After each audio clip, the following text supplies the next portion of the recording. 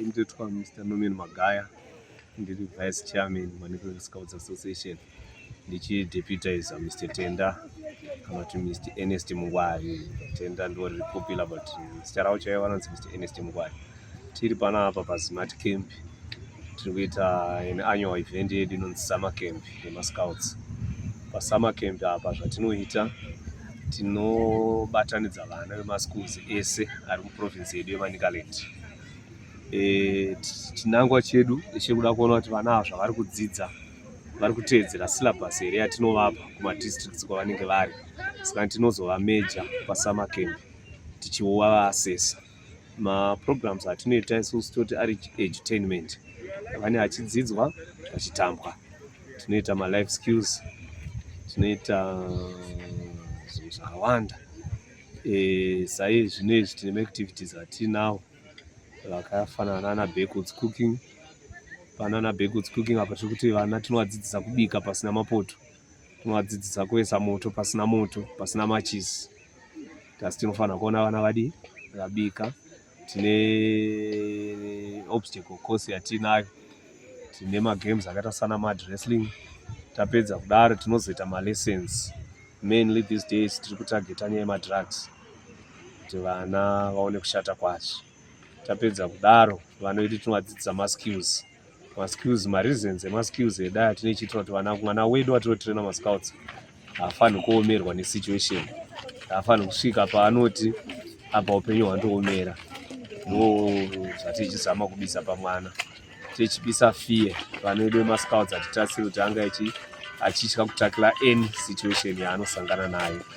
I think in short ndo program yedu yatinayo. Kana maschools edu atinawo, tine maschools as far as Gaza Primary ndo furthest from Chipinge.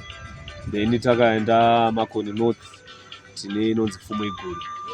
Tine vana vedu vari in camp, they are about 300 kids. Nemaleaders avo vanofamba navo. Tine tichiti maleaders maticha vanofamba navo, vanhu vachivadzidzisa. Maticha aya zvatinoita, tine syllabus yatinovapa vozonodzidzisa vana. Saka ni maleaders edu aya vanotofamba vari pane mwana ndopo vanenge ari. Chatenda. Inini ndonzi Tanatswa Changorora, ndobva kuManicaland province, ndobva paSt Dominic's High School. Ndakaenda kuKorea musi wa7 August. Saka takasvika kuKorea apa tatotambira zvakanaka, tikagara mahotels, takaita maactivities anosanganisira kugadzira makapu, mashampalas, tikaenda kuswimming, takaita mud wrestling, takaisa ma-t-shirt prints edu kuhembe dzavanhu vekuKorea iwo akaisawo dzedu.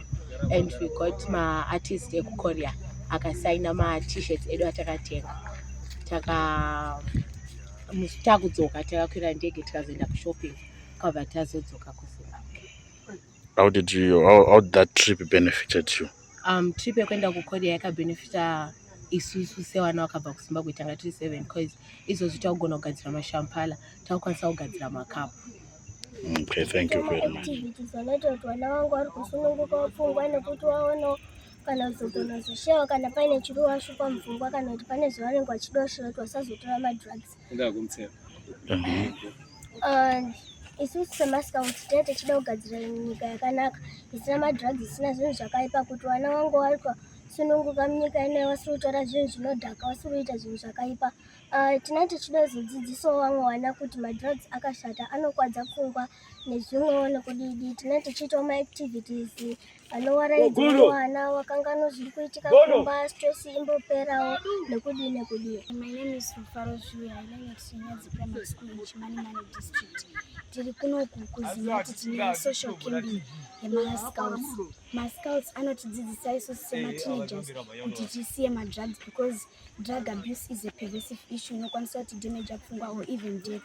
Saka tinenge tichidzidzisana ma-effects of drugs nezvinozoitika kana vapedza kushandisa madrugs. So tinongokurudzirawo vamwe vedu kuti vasiye zvinodhaka.